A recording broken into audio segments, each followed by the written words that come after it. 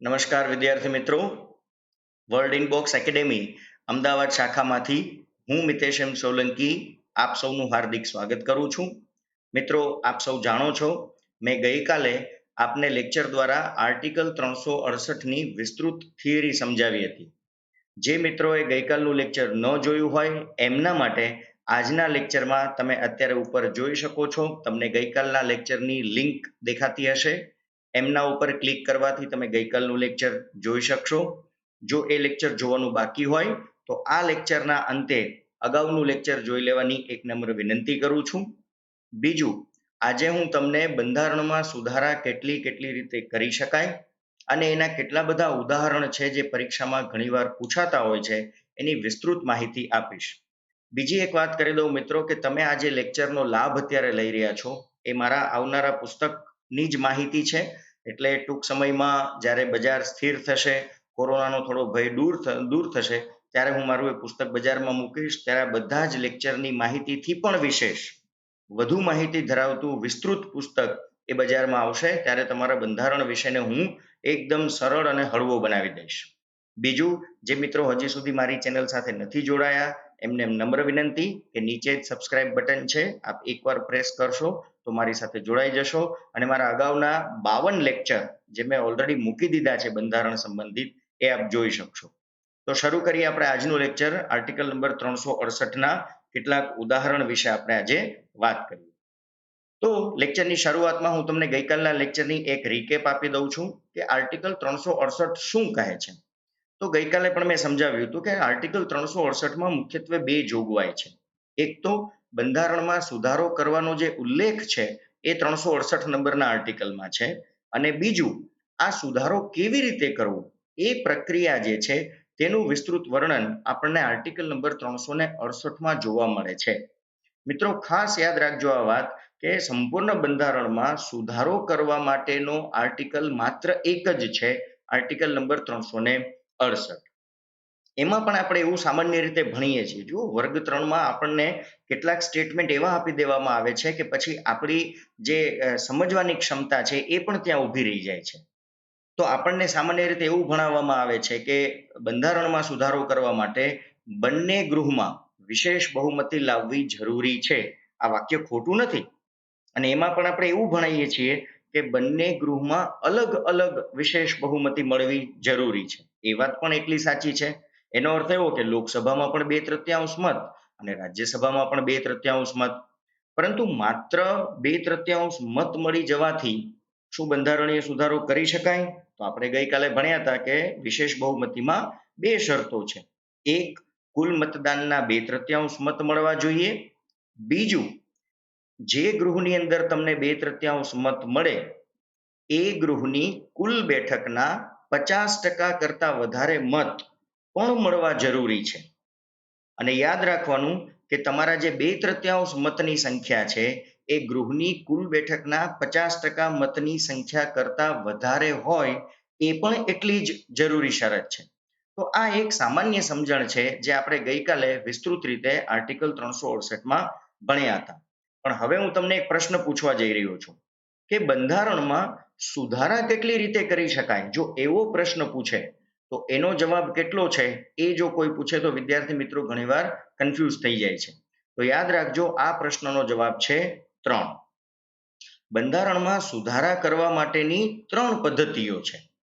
પહેલી પદ્ધતિ છે કે કેટલાક સુધારા તો સંસદની સાદી બહુમતી દ્વારા પણ કરી શકાય છે. એનો અર્થ મિત્રો કે મેં હમણાં જે અગાઉનું વાક્ય કહ્યું કે બંધારણમાં સુધારા કરવા માટે બંને ગૃહમાં વિશેષ બહુમતીની જરૂર છે, એ વાતનો અહીંયા છેદ ઉડી જાય છે. કહેવાનો અર્થ, દરેક સુધારા માટે વિશેષ બહુમતી જરૂરી નથી. હું તમને દરેકના ઉદાહરણ આપીશ, બરાબર? તો પહેલી પદ્ધતિ છે કે કેટલાક સુધારા સંસદની સાદી બહુમતી દ્વારા પણ કરી શકાય છે. બીજું, સંસદની વિશેષ બહુમતી દ્વારા પણ કરી શકાય છે, માત્ર લોકસભા અને રાજ્યસભાની વાત. અને ત્રીજું, સંસદની વિશેષ બહુમતી સાથે સાથે ભારતના કુલ રાજ્યોના જે રાજ્યોની વિધાનસભા છે એમાંથી 50% કરતા વધારે રાજ્યોની વિધાનસભામાં પણ મંજૂરી મળે તો જ કેટલાક સુધારા કરી શકાય છે. તો આ થઈ 3 પદ્ધતિ. તો પહેલા તો આ મુદ્દો ખાસ યાદ રાખવાનો. હવે અગત્યનો પ્રશ્ન કે શું આ નીચેની ત્રણેય પદ્ધતિ જે મેં તમને હમણાં સમજાવી, શું એ ત્રણેય સુધારા પદ્ધતિ આર્ટિકલ 368 અંતર્ગત આવશે? તો ધ્યાનથી નોટ કરજો, આ સ્લાઇડ બહુ મહત્વની છે. સંસદની સાદી બહુમતી જે છે એમના દ્વારા કરવામાં આવતા સુધારા આર્ટિકલ 368 અંતર્ગત માનવામાં આવશે નહીં. બીજું, સંસદની વિશેષ બહુમતી દ્વારા જે સુધારા કરીએ છીએ એ જ આર્ટિકલ 368 અંતર્ગત આવશે. અને ત્રીજું, સંસદની વિશેષ બહુમતી વત્તા અડધા રાજ્યોની મંજૂરી એ પણ આર્ટિકલ 368 અંતર્ગત આવશે. મતલબ 3 પદ્ધતિમાંથી માત્ર 2 પદ્ધતિ જ આર્ટિકલ 368 અંતર્ગત આવે છે. હવે લેક્ચરને આગળ લઈ જતા પહેલા હું તમને એક ખાસ જાણ કરી દઉં કે આજના લેક્ચરમાં તમારા માટે ઘણું બધું હોમવર્ક છે. એટલે કદાચ એવું બનશે કે સાંજ સુધી તમે જવાબ શોધી અને મને આપશો ત્યારે તમારા બધા જવાબ પૂરા થશે. એટલે જે વિદ્યાર્થી મિત્રો રસથી આ લેક્ચર સાંભળી રહ્યા છે એમણે આ લેક્ચર કદાચ 1 કે 2 વાર જોવું પડશે બધા પ્રશ્નોને નોટ કરવા માટે. તો ધ્યાનથી લેક્ચરને સાંભળજો અને પ્રશ્નોના જવાબ મને એક સાથે યુટ્યુબ કમેન્ટમાં આપી દેજો. તો આગળ વધીએ આપણે. તો સૌથી પહેલા આપણે જોઈ લઈએ કે ભાઈ આજે સુધારાની 3 પદ્ધતિઓ આપણે જોઈ: સાદી બહુમતી, વિશેષ બહુમતી અને વિશેષ બહુમતી વત્તા અડધાથી વધારે રાજ્યોની વિધાનસભાની મંજૂરી.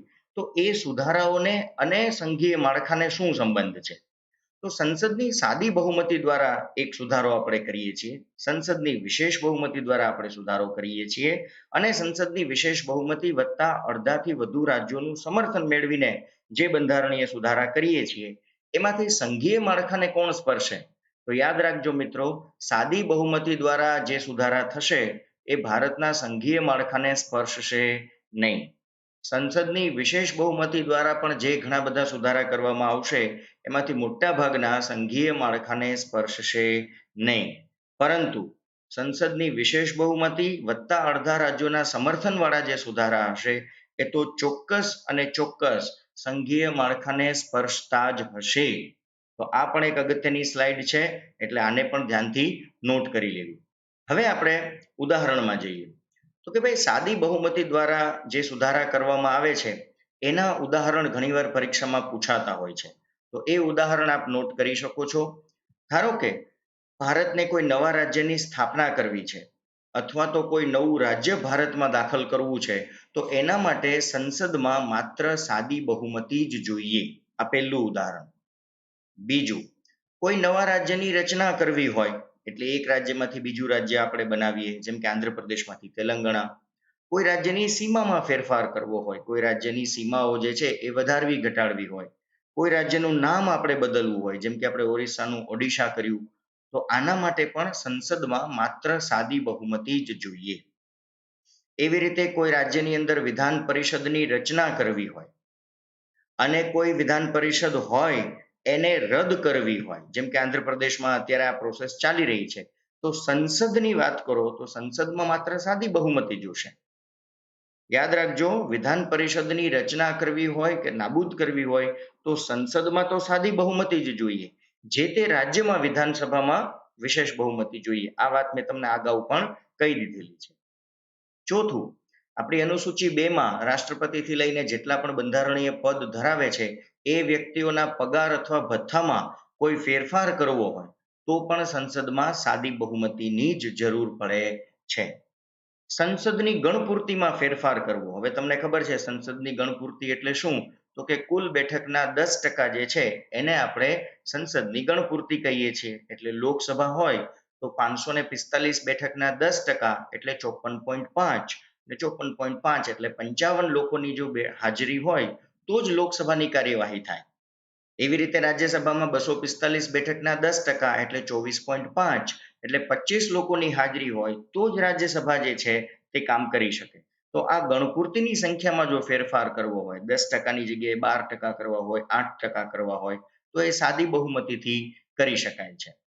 બીજું, સંસદની કાર્યવાહીના નિયમોમાં ફેરફાર કરવો હોય, જેમ કે સંસદના સમયમાં ફેરફાર કરવો હોય, કોઈ લોકસભા પોતાના સમયમાં ફેરફાર કરે, રાજ્યસભા પોતાના સમયમાં ફેરફાર કરે, તો આ બધા જે નાના મોટા બદલાવ છે એના માટે સંસદમાં માત્ર અને માત્ર સાદી બહુમતીની જ જરૂર પડે છે.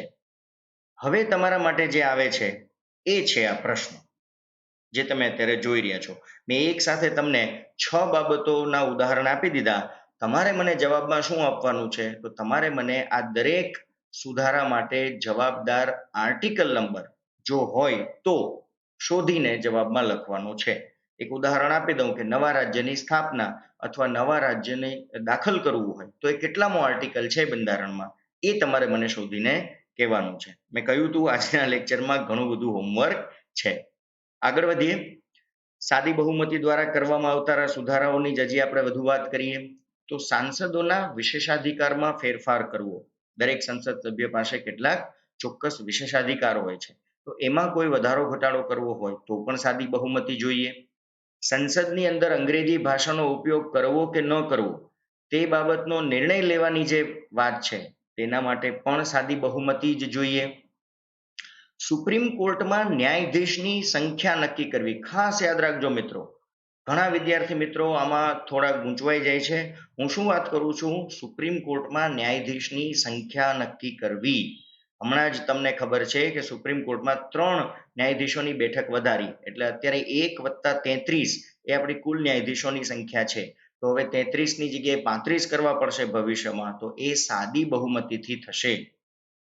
કોઈ નાગરિકની નાગરિકતા છીનવી લેવી અથવા તો નાગરિકતા એમને આપવી એના માટે પણ માત્ર અને માત્ર સાદી બહુમતી જ જરૂર પડે છે. એવી જ રીતે ચૂંટણી પંચ દ્વારા જે મતદાર ક્ષેત્ર નક્કી કરવામાં આવેલા હોય એ મતદાર ક્ષેત્રની સીમા નક્કી કરવી, જે સીમાંકન આયોગ કરે, એ નિર્ણય લેવા માટે પણ સંસદમાં માત્ર ને માત્ર સાદી બહુમતીની જ જરૂર પડે છે. અને આપણી જે કુલ 12 અનુસૂચિ છે એમાંથી અનુસૂચિ 5 અથવા તો અનુસૂચિ 6 ની અંદર જે આદિજાતિ વિસ્તાર સંબંધિત કાયદાઓ છે એ કાયદાઓમાં કોઈ ફેરફાર કરવાનો થાય તો તે પણ સંસદની સાદી બહુમતીથી જ કરી શકાય છે. તો આ બધા ઉદાહરણ પણ સાદી બહુમતીના છે. અને સાથે સાથે મેં કહ્યું હતું આજે ખૂબ બધું હોમવર્ક છે, તો આ દરેક બાબત માટે જવાબદાર આર્ટિકલ અથવા તો બંધારણની જે જોગવાઈ હોય એ તમારે મને લખીને કહેવાની રહેશે. આજનું હોમવર્ક ખૂબ લાંબુ છે. આ બંને તમે શું છે મિત્રો, આખું બંધારણ થોડું જોશો, તમારે ઘણા બધા ભાગ જે છે તે ફેરવવા પડશે. ભલે જવાબ તમે મને આજે ન આપો, કાલે આપો, પણ જો આ કામ કરશો તો તમે બંધારણના ઘણા બધા ભાગમાંથી પસાર થશો અને તમને એ બંને વાંચવા મળશે. એ આશયથી મેં આજે તમને આટલા બધા પ્રશ્નો પૂછ્યા છે. આગળ વધીએ. સંસદની વિશેષ બહુમતી દ્વારા કરવામાં આવતા સુધારા, એટલે હવે આપણે બીજા પ્રકારના સુધારામાં દાખલ થઈએ છીએ. તો એમાં એક મોટું ઉદાહરણ તમને આપી દઉં કે રાજ્યનીતિના જે માર્ગદર્શક સિદ્ધાંતો છે, આ રાજ્યનીતિના માર્ગદર્શક સિદ્ધાંતો એટલે ભાગ 4, તો એમાં જો સુધારો કરવો હોય તો સંસદની વિશેષ બહુમતી જરૂરી છે. અને ખાસ યાદ રાખજો, આપણે હમણાં સુધારા કરવાનો પહેલો ભાગ જોઈ લીધો સાદી બહુમતી વાળો, અત્યારે આપણે બીજો પ્રકાર ભણી રહ્યા છીએ. તો આ બીજા પ્રકારમાં આ જે સ્ટેટમેન્ટ છે મહત્વનું છે. પહેલી પદ્ધતિ અને હવે જે પછી આવશે ત્રીજી પદ્ધતિ, એ બંને સિવાયના એટલે એ બેમાં જે ન આવતા હોય એવા દરેક સુધારાનો સમાવેશ એ આ બીજા પ્રકારમાં કરવામાં આવે છે. એટલે જેમ કે સુપ્રીમ અથવા હાઈકોર્ટના ન્યાયાધીશને હટાવવા હોય, જો અહીંયા સુપ્રીમ અથવા હાઈકોર્ટના ન્યાયાધીશને હટાવવાની વાત આવે છે, એટલે પદભ્રષ્ટ કરવાની વાત આવે છે, તો સંસદની વિશેષ બહુમતી જોઈએ. ભારતના કંટ્રોલર ઓડિટર જનરલને હટાવવા હોય એમના પદ ઉપરથી તો પણ સંસદની વિશેષ બહુમતી જોઈએ. ભારતના મુખ્ય ચૂંટણી કમિશનર ચીફ ઇલેક્શન કમિશનરને જો એમના પદ ઉપરથી હટાવવા હોય તો પણ વિશેષ બહુમતી જોઈએ છે. ભારત દેશની અંદર આર્ટિકલ 352 લાગુ કરવો હોય એટલે કે રાષ્ટ્રીય કટોકટી લાગુ કરવી હોય તો પણ સંસદની વિશેષ બહુમતી જરૂરી છે. જે વિદ્યાર્થી મિત્રોએ મારો કટોકટી ઉપરનો લેક્ચર, તમને ખ્યાલ હશે મેં કટોકટીની થિયરી અને 1975માં ઇન્દિરા ગાંધી દ્વારા લાગુ કરવામાં આવેલી કટોકટીના પણ 2 લેક્ચર, એમ કટોકટી સંબંધિત 3 લેક્ચર મેં મારી ચેનલ ઉપર મૂકેલા છે. જે વિદ્યાર્થી મિત્રોને જોવાનો રસ હોય એ પછીથી જોઈ શકે છે. તો આ બધી બાબતોમાં પણ તમારે વિશેષ બહુમતી જોઈએ. એવી જ રીતે જો મેં કહ્યું તો એ વાત આવી, વિધાન પરિષદની રચના અથવા તો વિધાન પરિષદ નાબૂદ કરવી હોય તો જે રાજ્યમાં આ કરવાનું હોય એ રાજ્યની વિધાનસભામાં વિશેષ બહુમતી લાવવી ફરજિયાત છે.